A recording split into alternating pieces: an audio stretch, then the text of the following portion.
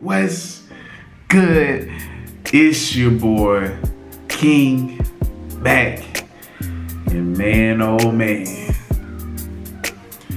Y'all read the title. You know what I'm saying? Let me take this off real quick. Y'all read the title. So, y'all got it up to 10 likes, I hope. I mean, that would be the only reason why I'm doing it. But I mean, whatever. Got it up to 10 likes. So, with my promise to y'all, I'm putting a part 2. So, without any further ado, y'all, let's get into the video. He would become the Yosemite Killer. Yeah. What? The On a sightseeing trip to Yosemite, Carol's son, her daughter Julie, and their friend Silvina Peloso vanished in February of 1999. Weeks later, Carol and Silvina's bodies were found in their charred rental car down a cliff. We have recovered 2 bodies from the trunk of the vehicle. But where was Julie? The killer sent the FBI this hand-drawn map with a chilling message. We had fun with this one. So when Stephen disappeared at 7 years old, his older brother Kerry, who was 11 at the time, was completely distraught. He was the big brother and lightly felt guilty that he couldn't protect his younger brother. And Stephen's kidnapping would haunt Kerry for years and years to come. And when the book, I Know My First Name is Stephen, came out, Eccles would quote Stephen saying, "I remember going out one night after Steve disappeared and wishing on a star that my brother would come back home. I did that almost every clear night from then on until Stephen finally came back home. I never did tell anyone about it, but I remember wishing on a star that my little brother would come back home." Sounds sweet, right? Well, he's a murderer, so less sweet. And this became such a ritual for Kerry that he continued doing that even after Stephen came home. Even though Stephen had come home, he would still go out every single night. He would walk several blocks away. He would pick a star and begin to repeat the wish that Stephen would return home before he would remember that Stephen was home and he was safe. So he would then thank the star instead. Again, sounds really sweet until you find out he's a murderer. What? The sad fact about Kerry's childhood after Stephen was rediscovered was basically that he was overshadowed by Stephen and had essentially been left behind. And he was only 11 at the time, so he really still needed guidance, but everything became about Stephen. They would withdraw emotionally from Kerry and they would just put their sole focus into finding Stephen, and then when Stephen was found, they would put their sole focus into all the media attention that was happening, into how he was doing and everything. And Delbert, the father, would swing between 2 versions of himself. One that was consumed with slur slide and depression, and one that would solely focus on finding Stephen. So like, I can't imagine being a sibling at that time and watching your parents just basically implode from the inside out and not parenting you because they're so focused on that. Like, I obviously have sympathy there as well, but less because he inevitably became a killer. Anyway, so the children that they did have were neglected in favor of the child that they lost. And Kerry would have unique gifts and talents that his parents wouldn't see because the spotlight was on the missing Stephen. While he attended Merced High School, he would actually be nominated as the most creative student, with many believing that he would actually become a graphic artist and cartoonist when he got older. And he also played baseball where he was positioned in the outfield, which I was too. Not that I want to have any qualities, similar to a killer or anything, but I just thought that'd be an interesting little fact about me. Left field was my position. So, anyway, but Kerry was a very quiet and reserved individual, potentially feeling like his feelings or opinions weren't valued from his family because they were more focused on the child that they lost. But he was also described as one of the nicest people you could meet and was rarely bothered by That's how anything. I usually He are. didn't really have any anger issues or anything like that. So Kerry would be 18 by the time his brother came home. Basically a man standing on his own merits and probably fully accepting that he would never see his brother again, but his brother would come into the picture again, thus thrusting Kerry back into the shadows. But of course, Kerry was glad that Stephen was home, of course, even thanking the stars that he had wished countless times for his brother to come back. But Stephen was home, and with that came the media firestorm yet again. Stephen wouldn't just come home, he would come home a hero, basically. And neighbors who lived near the Stainers for about 20 years were called Stephen's return home, basically made Kerry just return to being the brother. Michael Coleman specifically would live next to the Stainers for about 20 years and would tell SF Gate, quote unquote, "When Stephen came home, Kerry was put back on the shelf. He was in the background,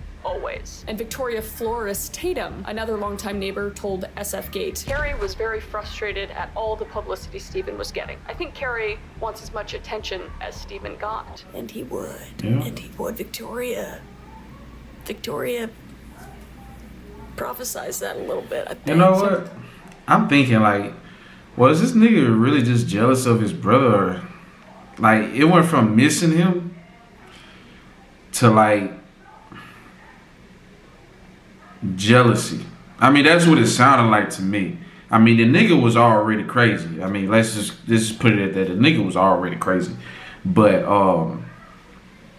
with him coming back, I guess his mind just couldn't operate the same no more. I don't know.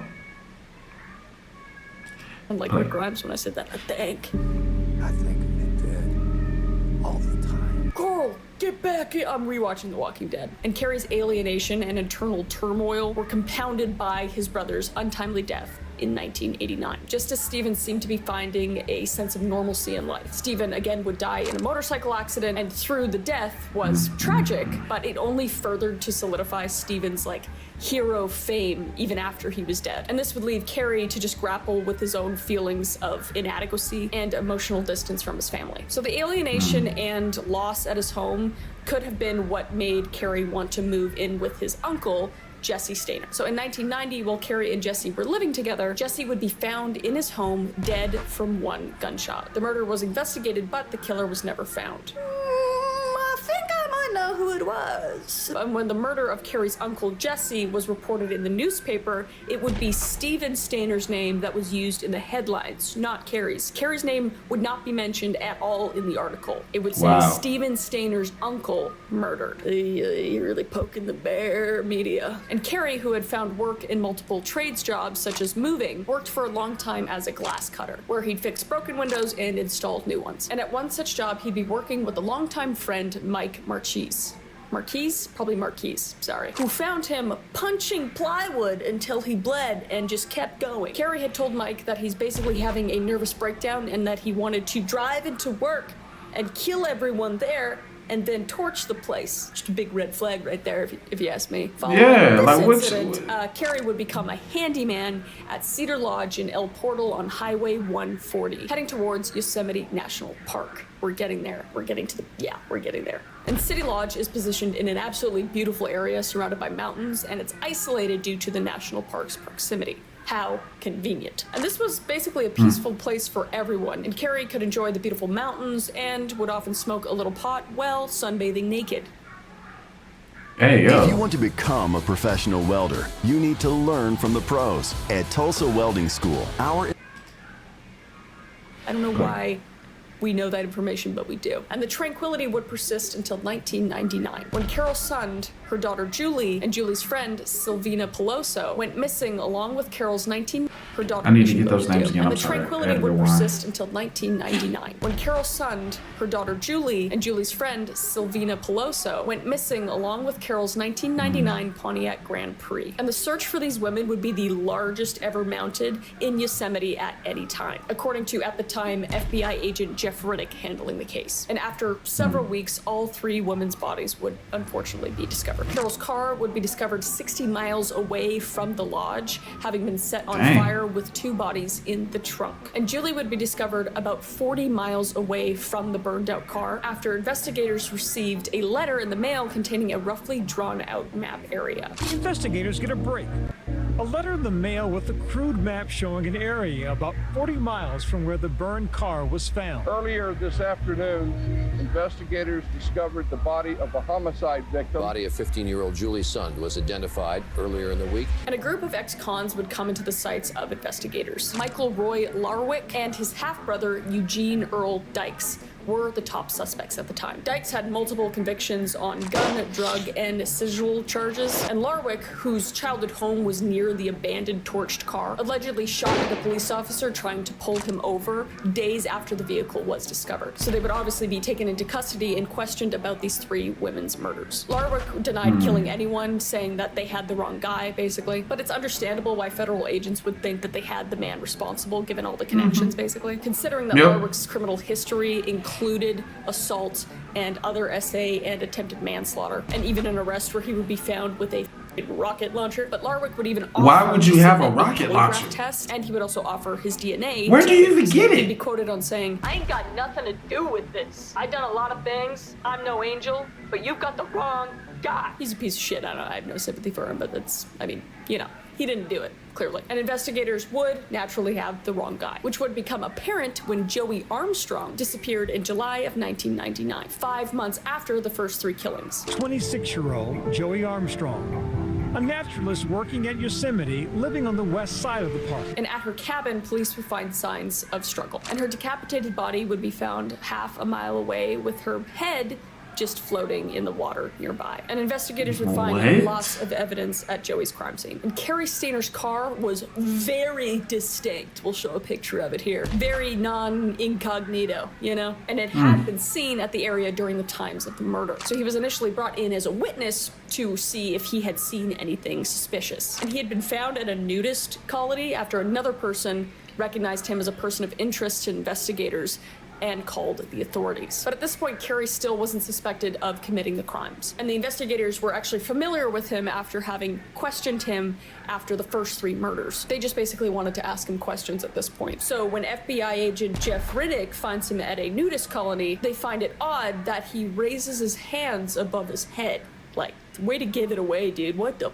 Carrie was not treated like a suspect at all. Like, when he was being questioned, he and 2 other agents were eating pizza. And that's when he began to spill his guts and tell the investigators that he could give them more information about Joey Armstrong and more. Carrie would confess to Jeff Riddick while alone that he killed Joey Armstrong, as well as Carol, Julie, and Sylvina. And Jeff Riddick has actually written a book about it titled "In the Name of the Children, an FBI Agent's Relentless Pursuit of the Nation's Worst Predators." And in this book, he details the time he spent with Carrie Stainer and the horrifying request he made during his confession. That connection ultimately got Stainer to confess to killing Joey Armstrong. But before admitting to killing the sightseers, Reineck says Stainer tried to negotiate. He wanted images of young girls, his family to get the reward money, and to end up in a federal prison near his family.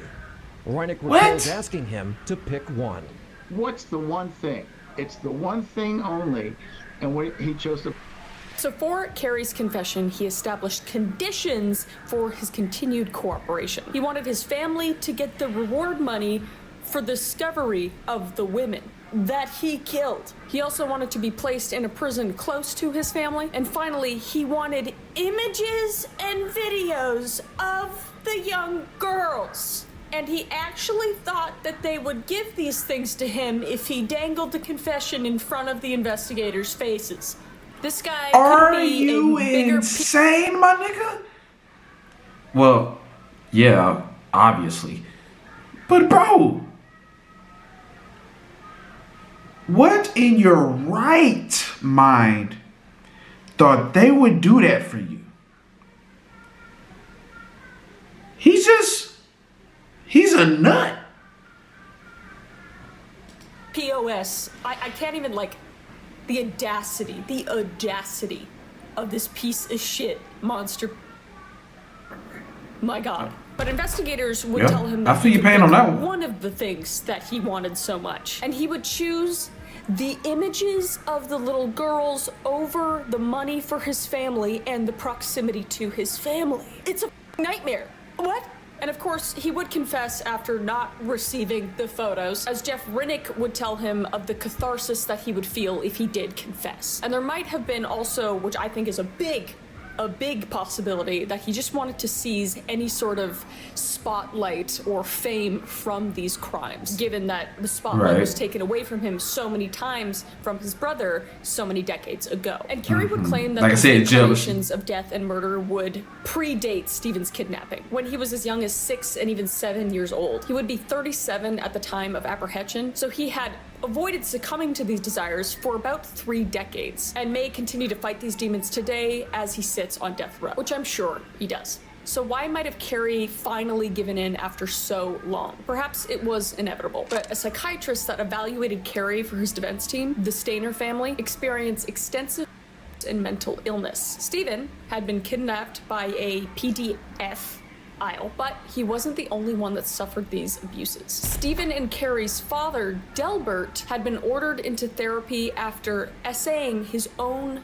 daughters. And even Carrie himself would begin peeping in on his sister and even touching her inappropriately when she was only 10 years old. And Carrie let me rewind that. Hold daughters. And even Carrie himself would begin peeping in on his sister and even touching her inappropriately when she was only 10 years old. And Carrie had even become a victim of SA from his own uncle, Jesse Stainer, mere months after Stephen's disappearance. And if you remember, Jesse was killed by a gunshot. So after Carrie Stainer was convicted for those other murders, Jesse Stainer's case would be reopened. So history of SA in the Stainer family seemingly went back generations, which is horrific.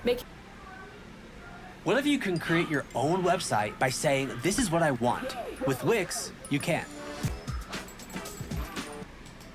Making the fact that Stephen would be kidnapped by somebody that committed the same a cruel twist of fate in a very unfortunate irony. Carrie seemed so normal throughout his childhood and throughout his adulthood, and even his friends didn't suspect him of doing anything like this. It just goes to show that you never know when somebody's hiding a very dark side to them, and that deep-seated trauma can manifest when you least expect it. So the story of the Stainer brothers is intriguing for many reasons. Their childhoods and how they ended up in adulthood offer a compelling example of the nature versus nurture concept, which I always talk about during most of the true crime deep dives that I do. Both brothers endured trauma, yet their paths led entirely different directions. Stephen would become a symbol of resilience and strength, while Carrie became a serial killer and a cautionary tale. Stephen's was a 7-year-long nightmare where his could be nightly at the hands of his captor, and when he emerged from captivity, he was a hero for his rescue of a young boy, and he was able to function well enough to find a wife and even start a family. And Carrie faced trauma that had similarities, yet some differences to Stephen's. He was allegedly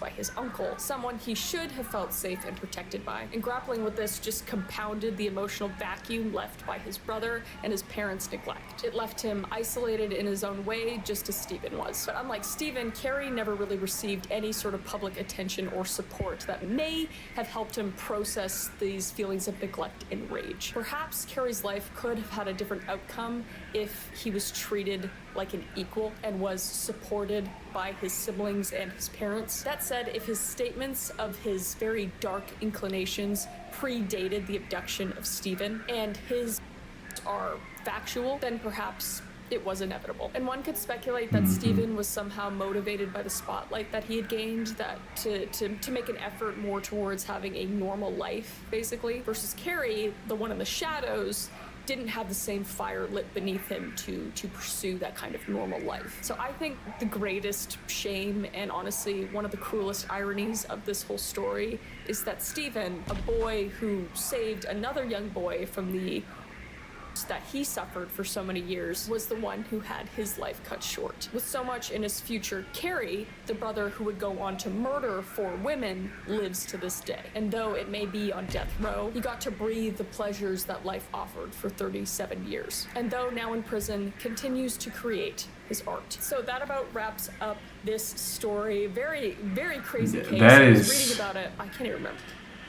That is very, very unfortunate, bro. So, wow, I need a minute, bro. That is crazy to me, and all of that depicts off of generations, bro. This is wow.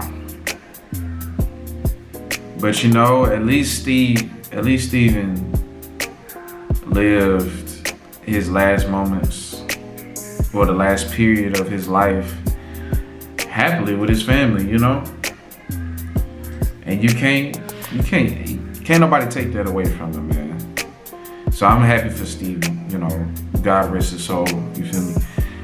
But as far as his brother, bro, from the moment I saw that picture of him in the background, I knew he was up to something, bro. That didn't look right, bro. That was just jealousy all over his face, bro. That was just a demonic spirit on him that just was just taking over. It took over already. You feel me? So, man, y'all stay safe out there, bro. Y'all go to God, Jesus Christ, and y'all pray every day. Goodness. Anyways, without any further ado, guys, like this up, share it to all your friends and family, and don't forget about your pets, and hit that subscribe button, man. Come on. And without any further ado, I'll catch y'all in the next one.